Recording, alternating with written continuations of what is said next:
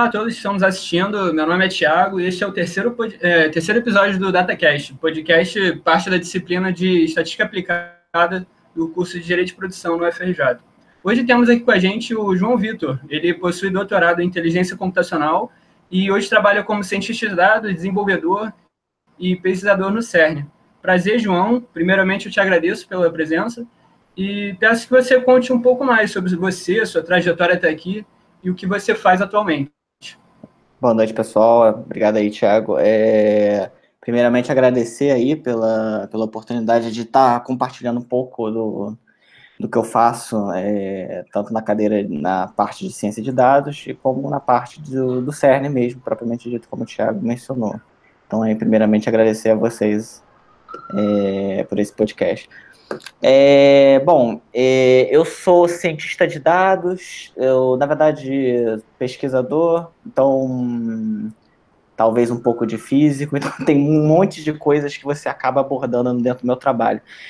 Como o Thiago mencionou, eu trabalho no CERN, sou pesquisador, comecei como iniciação científica, né, na FRJ, né, sou formado na engenharia eletrônica, já tem parte aí, eu sou formado há 5 anos, mas já trabalho no CERN, já tem pelo menos 10, então comecei como aluno de iniciação científica, desenvolvi algumas coisas na parte de desenvolvimento de software deles, morei em Genebra por 6 meses, né, onde eu fui lá para 2014, participei do desenvolvimento da implementação de um modelo neural, que é uma proposta até da COP, desde 96.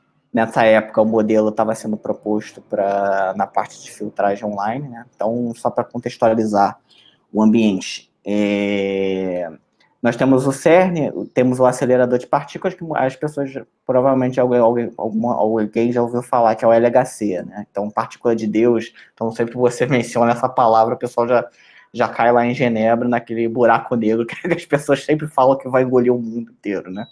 Então, nós temos um acelerador de 27 quilômetros de diâmetro, né, de circunferência, onde nós estamos colidindo partículas, pacotes, né, um bunch de partículas, em 4 pontos específicos, né, o meu especificamente fica em Genebra, que é o detetor Atlas, que é o experimento Atlas, onde você colide pacotes de prótons a cada 25 nanosegundos, né? Então, fazendo uma relação sem sair um pouco da ficção científica, né? Geralmente o pessoal, quando fala de partículas, já cai logo no Anjos e Demônios do Dan Brown, mas só um pouco contextualizando, você imagina que você está batendo 2 carros, né, em direções opostas, né? E você quer descobrir o que tem dentro desse carro. O papel do experimento Atlas, do detetor Atlas, é capturar aquele parafuso que caiu, né, no caso, um decaimento estável, por exemplo, par de elétrons, e tentar traçar o caminho inverso daquele par de elétrons, né, até chegar no famoso bóson de Higgs ou em qualquer outro estudo físico que eles estejam querendo realizar. Dentro desse papel, você tem 25 pacotes de prótons batendo a cada 25 nanosegundos, e você tem um detetor com uma quantidade absurda de canais de medição, né? Então, na casa de 140 milhões de canais. Então, isso produz aí, se você fosse salvar toda essa informação, isso seria algo em torno de 70 terabytes por segundo. Então, isso é impossível de salvar, né? Não existe HD, na verdade, não existe processamento, talvez computador quântico, mas a gente não está nesse nível, para processar toda essa informação. Então, o que você faz quando você tem um problema de engenharia, né? Isso é um problema de engenharia, onde você tem essa quantidade absurda de informação. Você coloca um sistema de filtragem para separar aquela galera, né? Então, a maioria é lixo, né? A gente considera como lixo, então você processa aquele evento até a cadeia final, onde você considera, esse é um evento interessante para o meu problema ou não, você descarta. Então, dentro dessa contextualização, é o lugar onde eu sempre, onde eu comecei a trabalhar. Então, nós temos um grupo na COP, que é o Cluster Atlas Brasil, que é o Grupo Rio, que é formado, aliás, o grupo inteiro, temos alunos da Juiz de Fora, alunos da Bahia, então é um cluster um grande grupo que hoje está inserido no experimento Atlas, em especial na detecção de elétrons, né, que é o nosso carinha, nosso cargo-chefe. Então, desde aí eu venho trilhando esse caminho, desde comecei com aluno de iniciação científica, peguei muito na parte de ciência de dados, porque você acaba trabalhando, né, você está trabalhando com uma quantidade absurda de dados, então você tem que pegar analisar esses dados, selecionar as features que são mais importantes para você, preparar modelo, fazer modelagem, apresentar esses dados. Então, todo esse esqueleto, né, que é um de vocês mencionam que é na área de ciência de dados, isso sempre teve intrínseco desde a minha cadeira de iniciação científica até agora, né? Agora eu estou como coordenador lá, a parte de triggers de filtragem online para elétrons e fótons, no caso. É isso. Legal, perfeito. Você falou sobre já avançou falando dessas tarefas. E eu gostaria, assim, você falou sobre o que você faz lá, eu gostaria de entender um passo a passo, assim, para os nossos ouvintes, contextualizar mesmo um passo a passo das suas tarefas na análise exploratória de dados, os pontos principais na sua visão que uma análise exploratória deve ter. Então, quando você está trabalhando em qualquer problema, né, em geral, o conhecimento especialista sobre o problema é sempre importante, né? Você nunca pega um problema, embora hoje em dia na área de ciência de dados, na engenharia de dados ou na análise de dados, você pega, que é o que tem acontecido muito nas empresas, as pessoas pegam o cientista de dados lá, ataca no problema e manda ele resolver lá em 1 mês, 2 meses, que é o que geralmente acontece em plano de negócio de empresas desse tipo. Em problemas mais complexos, você tem que ter o apoio do cara que é realmente a pessoa que possui o conhecimento especialista, né? No meu caso, o conhecimento especialista vem dos físicos. Então, nesse ciclo todo de trabalho, você acaba aprendendo por osmose, né? Na área da medicina, você não pode descartar o médico, né? Então, sempre tendo o carinha para te ajudar na modelagem do seu problema. Na questão de análise exploratória, você quando você tem um problema e quer resolver, geralmente você tenta modelar ele de várias formas, explorando com diversas técnicas que você acaba aprendendo, né? Clusterização, tem caminhos, camodas, análise de histograma, divergências. Você tem todo um leque, todo um ferramental que te ajuda nessa questão da análise, né? Não na seleção, não propriamente dito na modelagem do problema, mas também como na escolha das suas variáveis, né? Em um ambiente que você esteja trabalhando, você tem aquelas famosas features, né? Então, selecionar features é sempre importante na questão quando você está modelando o teu problema, construindo o teu modelo para formar uma decisão, como é o meu caso. Então, essa parte de analisar todas as features, ou até propor novas features, né, que foi o meu caso em 2017. Na verdade, a COP propôs em 96 uma nova extração de features lá para o Atlas, então a gente botou isso para dentro em 2017, propor novas features, estudar features, usar outros tipos de técnicas, né, na sua busca, né, pelo conjunto de modelos que você quer propor. Eu acho que esse é um dos caminhos, sempre com aquele cara que é o teu conhecimento especialista, né? Você nunca vai atirar o pombo. Atirar o pombo você pode acabar tendo coisas. Você pode achar que está se dando bem, mas quando você bota para ver em produção, pode ser que apareçam coisas estranhas, né? Então, é isso que geralmente a gente segue, esse caminho. Show, perfeito, João. Prazer. Meu nome é Alexandre. E, bom, a partir do que você acabou de dizer, desse passo a passo, apresentar para a gente toda essa parte de análise de dados, eu queria que você dissesse para a gente assim, qual é a parte mais crítica dentro desse processo todo, a que demanda mais tempo e esforço dentro da sua análise. Então, eu acredito que talvez a seleção dos eventos no meu contexto, do contexto do meu problema, seja a parte mais crítica. Por exemplo, como eu disse, eu não sou físico, então eu sempre tenho que ter o físico do meu lado para fazer essa etapa. E a seleção de eventos no meu problema, ela é extremamente importante e acaba sendo um pouco custosa, porque você fica num loop infinito na discussão em grupo, com os físicos, tentando entender o que ele quer, que acaba nessa discussão de problema, para a gente poder selecionar esses carinhas. Só para dar uma contextualizada, eu proponho um modelo. Se eu treinar esse modelo com um dado que não deveria estar lá, eu vou estar envezando o modelo a selecionar coisas que não deveriam estar sendo selecionadas. E quando você pega esse modelo e coloca num sistema de filtragem do Atlas, por exemplo, no Atlas ou em qualquer outro lugar, selecionando coisas que não deveriam estar, é um problema que você está polarizando todos os teus dados que estão sendo coletados, né? Só para você pensar, você geralmente faz uma coleta de 2, 3 anos, né? Vamos botar aí 1 ano. Então você tem um acelerador lá colidindo, sem parar, por meses, né?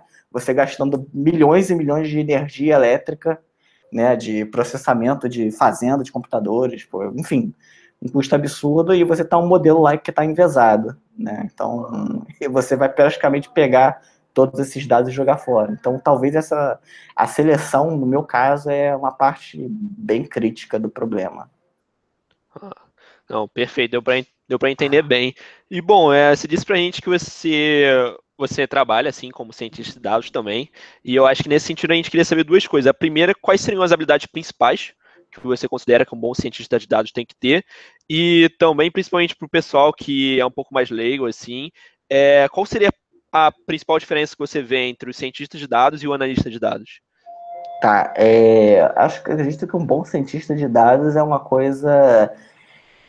um cientista de dados completo, ele é bem difícil de encontrar, né? Acho que um termo correto é o famoso unicórnio, né? Acho que um cientista de dados ele tem que conhecer basicamente todos os problemas. Então, eu sempre volto... É impossível alguém conhecer todos os problemas e ter a solução para todos os problemas, até porque se o cara sempre fez engenharia eletrônica, trabalhou 10 anos como física, obviamente ele vai ter um background maneiro em física. Diferente de um cara que vai trabalhar na área de medicina, né, fazer triagem de pacientes com tuberculose, que eu já trabalhei também com isso, né? Então, sempre tem que ter aquele apoio do famoso conhecimento especialista, do cara que realmente estudou com aquilo, né? No caso, um médico, por exemplo. Por isso que é difícil ter, mas acredito que uma das habilidades importantes de um cientista de dados primeiro, que ele tem que entender ele tem que saber programar, tem que saber estatística. Ele não pode ser só um cara, meu orientador até comenta que ele não pode ser só um cara que aperta botão, né? Ele tem que saber o que está fazendo. Né? Não adianta você propor um modelo e tu não saber como esse modelo é treinado, não saber como esse modelo funciona. Então, isso é importante. Sabe, conhecer a ferramental de estatística, né? Isso, você tem um leque absurdo de coisas que vem da estatística, que basicamente machine learning se apropriou disso, né? Então data science, a ciência de dados se apropriou de muito conhecimento especialista, né? de conhecimento de estatística, né? Então você tem aí um merge entre estatísticos e ciência da computação, né? Criando a área de ciência de dados. E tem que saber de ferramental, né? Acho que um cientista de dados, para ele ser completo e atuar em qualquer área, ele tem que ter conhecimento de todos os ferramental que tem hoje em dia. Então, tem um monte de ferramentas de análise exploratória de dados, visualização de dados, e conhecer de modelagem, né? Ele tem que saber, ele tem que ter no seu pacote, né, na sua caixa de ferramentas, aquele leque de modelos que o estado da arte hoje em dia estuda, e que também é utilizado aí, nas Bayes, regressão logística, que é tudo aquilo que é o conhecimento legado que a gente tem um pouco antes da área de ciência de dados surgir, né?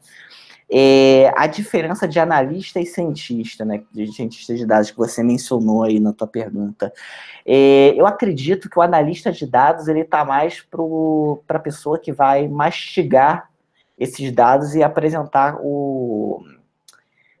no caso, vamos botar um exemplo para a empresa, né? Ele vai pegar esses dados que vêm de algum lugar, geralmente um engenheiro de dados, ele provê esses dados, o analista de dados vai mastigar esses dados e apresentar para a empresa, né? Já Já o cientista de dados, ele é um pouco mais completo que isso. Ele, além de fazer isso, ele propõe, ele faz a modelagem. Então, o cientista de dados, o analista de dados pega a pergunta e analisa a pergunta. O cientista, ele faz a pergunta. E acho que vai um pouco por essa linha. Uhum. Não, deu para entender bem. E pegando esse gancho que você falou, dessa função principal também do analista de dados, que é fornecer todas essas análises para a empresa, qual seria a importância que você enxerga da análise de dados para a estratégia organizacional do local em que você trabalha? Acredito que hoje em dia informação é poder, né? Então, eu acho que uma estratégia de plano de negócio de empresas, você ter a informação do teu mercado, ou a informação para tomar a tomada de decisão é sempre importante, né? Na última década, isso um pouco que aflorou, né? Porque você pega uma área, implementa ela em vários modelos de negócio, né? Então, você tem um analista de dados trabalhando em vários modelos de negócio com um ferramental que a ciência de dados e a estatística tem para fornecer isso, né? Basicamente, você traduz os dados que a empresa geralmente tem em algo que um cara de business vai entender, né? Então, eu acho que isso é que veio nessa área de ciência de dados, né? De análise de dados. E é importante, né? Porque você está tomando decisão, né? Então, a partir do momento que você tem informação no teu mercado, ou estou botando na área de mercado, né? Estou pensando em financeiro. Ou para você tem a tomada de decisão, né, que é o plano piloto da empresa, né? Então, tem aquela informação, vamos para aquele caminho porque os dados estão mostrando aquele caminho, né? Então, eu acho que isso veio na última década aí para alterar um pouco a forma de como as empresas fazem o plano de negócio, né? O apoio à decisão, né, no plano de negócio da empresa. Perfeito. Obrigado, João. Deixa. Bom, boa noite. Aqui é o Bruno. Bruno. Tudo bem, João? Eu queria te perguntar se você realiza algum tipo de divisão prévia das variáveis quantitativas e qualitativas no seu trabalho. E qual seria a importância dessa divisão? Então, um pouco aplicado ao meu problema, eu não trabalho com essas variáveis qualitativas, né? Variáveis categóricas, né? Botando em outro termo. Eu trabalho muito com variáveis contínuas, né? Que é o meu problema. Na verdade, todas as minhas variáveis são medições de energia do chuveiro, enfim, não vou entrar nesse detalhe que eu acho que não cabe. Eu acabo não trabalhando com variáveis categóricas, mas já trabalhei com um outro problema na parte de tuberculose. Nós tínhamos algumas variáveis categóricas, né, nesse problema. Em geral, eu acho um pouco complicado misturar esses dois tipos de variáveis em um único só problema. Geralmente, desse contexto específico na tuberculose, nós tratávamos esses dois tipos de variáveis de formas diferentes, né? Então, você tinha um modelo tentando fazer basicamente cortes nessas variáveis categóricas, tem ou não tem, né? Então você já vai fazendo aquela sua árvore de decisão até chegar num subgrupo do teu conjunto de dados, e lá você aplica. Eu lembro que eu aplicava em cima de variáveis quantitativas. Então, era assim que a gente trabalhava. Entendi, ficou claro. E, pegando um pouco melhor esse contexto, eu queria também perguntar se você costuma utilizar algum tipo, se você costuma utilizar medidas de dispersão, como o desvio padrão ou a variância, no conjunto de dados para as suas análises. Certo. Então, sim, o primeiro e segundo momento, né, que já botando na parte da estatística, eles são bastante utilizados aí em qualquer lugar que você sempre vai ver de média de padrão. Utilizamos sim, só que isso pressupõe algumas coisas. Quando você usa média de desvio padrão, você pressupõe que a tua distribuição é gaussiana. Até porque esse primeiro e segundo momento, eles são definidos para gaussiana. Quando tua distribuição tem cauda, que é cauda para a direita, cauda para a esquerda, a média e a variância, o desvio padrão, eles acabam não funcionando muito bem. Então, aí você vai partir para momentos de ordem superior, né? Terceiro, quarto, quinto momento. Kurtosis, Skinner. Então você tem que ter isso em mente, né? Do que você qual é a tua distribuição. Eu utilizo sim, porque muitas das vezes, embora a gente sabe que a distribuição não é gaussiana, ou é um pouco parecida com uma gaussiana, a gente acaba usando a média e a variância, né? Quando acabamos em problemas um pouquinho mais complexos, aí realmente a gente entra naquela questão de divergência, divergência KL, outros momentos, terceiro, quarto, quinto momento, informação mútua. Então, isso tudo está tratando essas outras distribuições sem ser a gaussiana, né? Então, a maioria dos problemas, 90%, 95% talvez, a maioria dos problemas do mercado são problemas em que a distribuição é bastante conhecida, e geralmente a gaussiana se encaixa bem, e aí você usa média variância de desvio padrão loucamente. Mas quando você vai para problemas um pouco mais complexos, aí você tem que ter em mente que talvez média variância não seja os dois valores que você vai querer usar, né? Sim, perfeito. E eu gostaria de te perguntar também se há o costume no seu trabalho de utilizar coeficientes de correlação e realizar gráficos de dispersão para analisar a relação entre as variáveis. E saber também qual seria a importância dessa correlação. Certo. Sim, fazemos correlação de Pearson. Embora a Pearson ela vai até o primeiro e segundo momento, né? Se você quer uma coisa mais complicada, você, em ordem superior, né? Você quer analisar o terceiro, quarto, quinto, sexto momento em distribuições que não sejam gaussianas, você acaba indo para a formação mútua. Mas vamos focar aqui na correlação, como a forma mais conhecida, que é a Pearson. Usamos sim. É importante em alguns momentos, por exemplo, no meu caso, são 100 variáveis, né? Essas 100 variáveis, a gente faz uma correlação dessas 100 variáveis, você consegue entender o porquê a variável 3 ela é altamente correlacionada com a variável 47. Então, se você... por quê? Aí você tem o conhecimento especialista do teu problema, né? Eu trabalho num detetor, e o detetor ele tem posições. Então, se você pegar a variável 3 e a variável 47, por exemplo, no meu caso, elas são dois sensores bastante próximos lá no detetor. Aí você entende por que elas são próximas, porque o evento bate ali perto, então elas são excitadas de forma altamente correlacionada, né? Embora uma seja 3 e outra seja 47. Então, a correlação é importante nisso, porque te ajuda a entender, e obviamente você ajuda a entender os padrões que estão naquele conjunto de variáveis. Outro caso também, por exemplo, alguns modelos, eles pressupõem que as variáveis sejam descorrelacionadas, né? Entender se essas variáveis são correlacionadas para aplicar esses tipos de modelo também é uma outra ferramental que você pode utilizar, né? Embora em alguns casos você simplesmente advoga, tipo, elas não são correlacionadas. Embora elas sejam correlacionadas, você usa o modelo. Pode ser que você caia nesse problema e que não tenha como descorrelacionar essas variáveis, você acaba utilizando, né? Obviamente existem outras ferramentas na estatística que te auxiliam para descorrelacionar essas variáveis. Então você tem, tudo bem, PCA, que é as componentes principais, ela vai ortogonalizar até o segundo momento. Você usar ICA, ela vai fazer a descorrelação, né? Ela vai tornar elas, vai tentar maximizar a informação delas para poder descorrelacionar. Mas aí depende muito do teu problema. Beleza, obrigado pelo esclarecimento.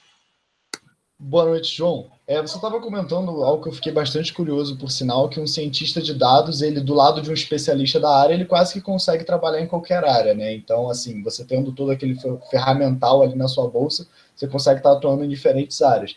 Mas o que eu fiquei mais curioso ainda para saber era em relação à função de realizar gráficos. Como é que você faz realização de tanto de gráficos quanto de dashboard? Quais ferramentas você costuma utilizar? E se isso faz parte do seu cotidiano de trabalho? Certo. Dashboard, eu confesso que eu não utilizo, embora eu já tenha feito algumas coisas, mas não é algo presente no meu ambiente de trabalho. É mais gráficos estáticos, né? Distribuições, curvas de eficiência, tudo isso auxiliando aí na discussão de grupo para entender o que está acontecendo na tua proposta, no problema que está acontecendo. Então, é mais análise de gráfico. Aí, na questão de dashboard, eu lembro que não era bem análise de dados, né? Porque um dos leques de um cientista de dados, aí já vai cair na parte de engenharia de dados, né? É o cara entender de ferramental, principalmente na parte da computação, né? Até porque você precisa coletar esses dados, armazenar esses dados, fazer alguma coisa com esses dados, treinar os dados. Então, eu lembro que na época que eu usei um dashboard, era basicamente um dashboard de monitoramento, não era um dashboard de análise, né? Então, monitoramento de, a máquina tal tá treinando o modelo XYZ, né? Ou a máquina 33 caiu e precisa tomar alguma decisão em cima daquela máquina. Era mais um dashboard de monitoramento, não é um dashboard de análise de dados propriamente dito, né? Mas, como eu disse, a parte das minhas análises é tudo análise estática, então tem gráficos, boxplot, distribuições, histogramas, curva de eficiência, enfim, um moleque aí bem chuto. Entendi. Mas pegando esse gancho de análise de dados que você estava comentando, eu queria que você falasse um pouco mais sobre, assim, plataforma e software que você costuma utilizar, que você é mais familiarizado, para estar manipulando, fazendo as análises, enfim, dali partir para análise gráfica. Certo. Então, geralmente as pessoas que trabalham nessa área vai conhecer Pandas, vai conhecer NumPy. Pandas é basicamente um cara em Python, tudo bem que o C++ não lembra que não, mas assim, que vai manipular essas tabelas para você, né? Então, Pandas, NumPy para fazer processamento de vetorização, enfim. TensorFlow, para treinamento, aí você abre um leque, né? TensorFlow, aí tu linka com Keras, que é um outro carinha que auxilia na criação de modelos. Tem o PyTorch, que é o pessoal do Facebook. No meu caso, em especial, no CERN, né? Eles têm uma ferramental própria que eles chamam de Root, desenvolvido em C++, e até uns 10 anos atrás eles portaram isso tudo para Python, né? Então, Root, para fazer histograma, SciPy, SciPy é dentro daquele universo do Scikit-learn, né, que tem um monte de coisa, né, boxplot, regressão logística, então tu tem um leque bem grande em Scikit-learn. E o que mais? Deixa eu ver. Tenho usado alguma coisa com Postgres para banco de dados, tenho mexido muito com banco de dados, até porque a quantidade de dados tem influenciado um pouco no gerenciamento daqui do meu lado, então Postgres para analisar, para armazenar e lidar com banco de dados. É isso. Tem algumas outras que eu não lembro agora, mas acho que vieram na minha cabeça são essas. Já é uma maleta de ferramentas aí grande, né? Mas obrigado, deu para entender. Nada, meu Deus. Boa noite, João. Prazer, Rafael. Prazer, agora, até passando por uma questão mais de trajetória, a gente queria saber como foi a sua evolução relativa à expertise na manipulação dos dados ao longo da sua carreira até agora. Certo. Bom, eu comecei na época, lá em 2012, com MATLAB, né? Acho que a galera não usa hoje muito. MATLAB é outra ferramenta. Não usa muito MATLAB hoje em dia, porque a maioria mudou tudo para o Python. Comecei com MATLAB, trabalhei muito na parte de desenvolvimento de software, acho que esse foi o inicial. E eu acho que isso foi importante na carreira, porque um bom cientista de dados, ele também tem que saber programar, né? Ele tem que tomar aquela decisão rápida, escolher a ferramenta, programar o mais rápido possível para poder entregar o produto. Acho que isso foi importante na parte do crescimento da minha carreira. Bom, aí já focando um pouco mais na análise de dados, né? Depois que você teve o boom do TensorFlow, do PyTorch, do Keras, veio o TensorFlow, PyTorch, Keras, vieram outras coisas, mas não vale. Acho que isso teve um boom, acho que isso foi uma outra coisa que auxiliou, né? Porque eu lembro que na época eu montava modelo em C++. Eu tinha nós tínhamos no laboratório tínhamos um programa, né? Não era bem um framework, era uma tool. A gente chamava de Fastnet, que era um modelo, era uma rede multilayer perceptron montada em C++, Czão puro, em alguns momentos até assembly no meio do código. Isso tudo anexando, né? Você vai anexando na tua bagagem, né? Depois que veio o TensorFlow, Keras, as coisas ficaram um pouco mais fáceis na questão de modelagem. E, além disso, eu sempre tive a parte de estatística, né? Então, como o Thiago mencionou no início, eu fiz mestrado e doutorado aí na COP. Então, eu acho que isso é importante porque geralmente as pessoas, a grande maioria quando começa, tudo bem, eu até entendo, porque o cara é jovem, ele tem que entregar o produto, ele vai começar, ele vai pegar a ferramenta, vai tentar entender como aquilo funciona, vai implementar, vai entubar e vai entregar para o empregador. Mas eu acho que, né, uma das coisas importantes que eu considero é que o cara tem que saber o que está fazendo, né? Então, se o cara quer realmente chegar a um cientista de dados e ser o cara que realmente, ou o cara, né, ou tentar chegar ao unicórnio, eu acho que ele tem que saber o que está fazendo. Então, estatística aí, como vocês estão na cadeira aí que vocês estão fazendo, é importante, altamente importante entender. Perfeito, bem interessante mesmo todo esse desenvolvimento que você citou. Também queria perguntar para você se você se enxerga trabalhando como cientista de dados no futuro, continuando, e como você enxerga esse crescimento da profissão de aqui em diante. Tá certo. Bom, eu já trabalho nessa área, né? Embora seja um problema de engenharia bem diverso, então eu não sou só cientista de dados, né? Obviamente você tira o boné e vai para software, na maior parte das vezes, ou tira o boné e vai para física. Então tem um monte de coisas que eu acabo trabalhando. Mas eu acredito que todo esse ferramental é importante para entender, para tentar chegar um conselho, né, para poder as pessoas entenderem o que estão fazendo, né? Eu acho que basicamente nessa linha. Então, se o cara quer realmente entender, o cara quer realmente progredir nessa carreira, ele tem que realmente estudar um pouco, não só apertar botão, né, e entender de estatística, entender do que está fazendo. Agora, claro, na última década teve o boom da ciência de dados, em especial vou focar aqui no Brasil, né, porque hoje a gente está no Brasil, mas se você vê lá Facebook, tem Google, tem principalmente o pessoal do Canadá, né, acho que o pessoal do Canadá é bastante espertinho nessa área de inteligência artificial. Mas quando você teve o boom, e o mercado aderiu a esse boom, né? Então você teve um monte de coisa que já vinha de décadas com o desenvolvimento da computação, né? Então você começou a recuperar um monte de coisas que estavam lá guardadinhas, né? As pessoas propõem as coisas, né? Há 10, 15, 20 anos atrás, mas acabavam não tendo poder computacional para usar aquilo, não. Então, quando você teve lá, por exemplo, o advento vocês propuseram a CNN, né, Convolutional Neural Network, que é basicamente o que o pessoal do Google está usando para fazer processamento de imagem, né? Então, identificar cachorro, identificar gato, um monte de coisa. Tem Minish lá com identificação de dígito. Então, quando você teve o boom da computação, você acabou começando a recuperar essas técnicas que estavam lá guardadinhas, né? Ou acabaram recuperando outras técnicas que também estavam lá e expandir isso para o mercado. Então, você teve aí basicamente, a ciência de dados acabou virando uma coisa marqueteira, né? Então, essas coisas trouxeram tudo isso para o âmbito do mercado. O mercado aderiu, obviamente, né? Porque, como eu disse, informação é poder, né? E você conseguir mostrar isso de uma forma para o teu cliente, você acaba fazendo com que o teu negócio, a tomada de decisão dos seus negócios acabam tendo lucro, né? É sempre o lucro, né? Que o pessoal vai guiar o mercado.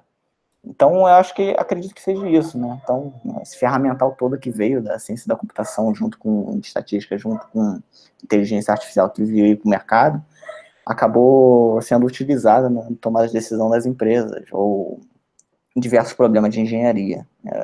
Por isso teve esse boom aí dos últimos anos, né? Que basicamente tudo é inteligência artificial.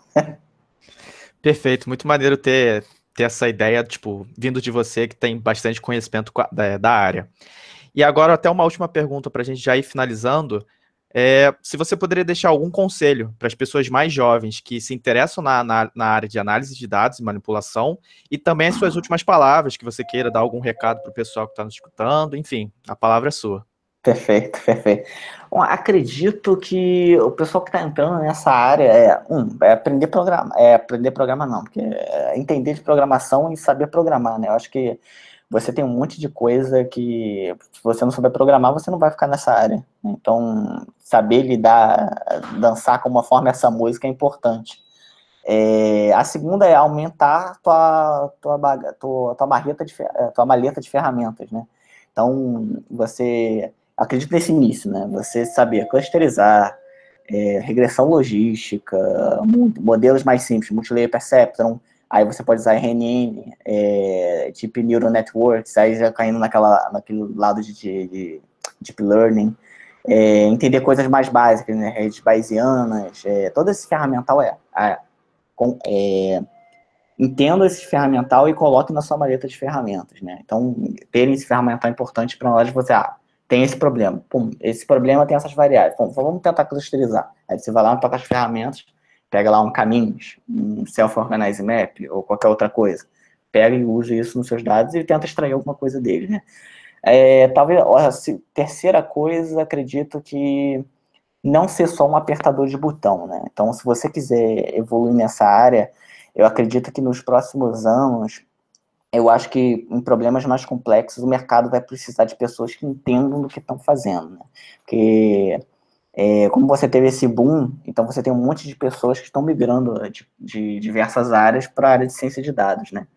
Então, entender o que está fazendo é importante. Acredito que não ser só um apertador de botão é um terceiro conselho aí que eu dou para quem quer evoluir nessa área, né? Acredito que o último conselho seria estudar, talvez, né?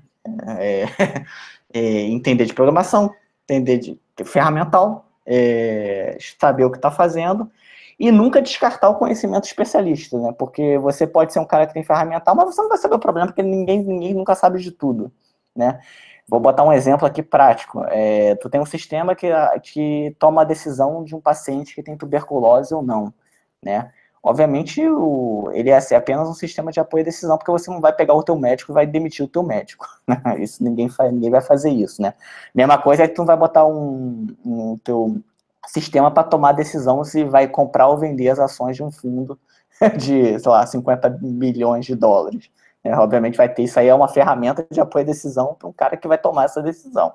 Você nunca vai fazer isso com o teu discriminador, né? Até porque se você fizer um cara errado, o cara que projetou esse modelo vai ser demitido. Então, acredito que é isso, né? Entender dos problemas, diversos problemas desse ferramental todo, acho que é importante, né? Nessa área de análise de dados, ciência de dados, engenharia de dados, whatever que você queira fazer. Perfeito. Então, João, muito obrigado pelas palavras. Queria agradecer em nome do grupo aqui por você ter aceitado o nosso convite e também acho que a conversa foi muito boa. E com isso a gente termina o terceiro episódio do nosso podcast e nos vemos até a próxima semana, todos que estão nos ouvindo. Boa noite, pessoal. Tchau, tchau. Perfeito, gente. Obrigado, hein?